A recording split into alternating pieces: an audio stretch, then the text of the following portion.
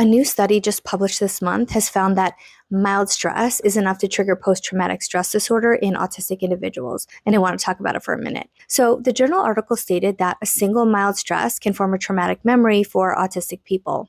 What I want to talk about is what mild stress actually means because I don't think it means what the researchers think it means. As an autistic person, when something triggers my autistic brain, it never feels mild. I honestly don't think I know what mild stress feels like in that context. I have experienced mild stress, but never in relation to my autistic triggers. Let me explain. As an example, if I order a food or beverage item and when I get it, there's something that disagrees with my autistic brain, usually because I expected something different than what I got, I think most people would see the thing as a minor inconsequential difference, but not my brain.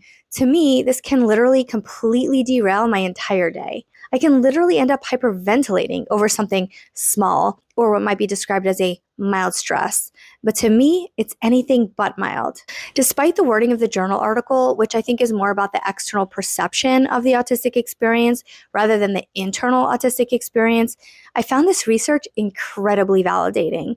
What it tells me is that when my brain processes these little inconsequential experiences as significant and even processes some of them as traumatic, which I know some people think is ridiculous, like the few times I got my hair cut and had major internal meltdowns over them to the point that I now cut my hair badly so as not to ever experience that trauma ever again. But what this research tells me about my internal reactions to these types of things is that it's actually a normal or at least common autistic experience. And boy, oh boy, does that feel like a weight lifted that I had no idea I was carrying.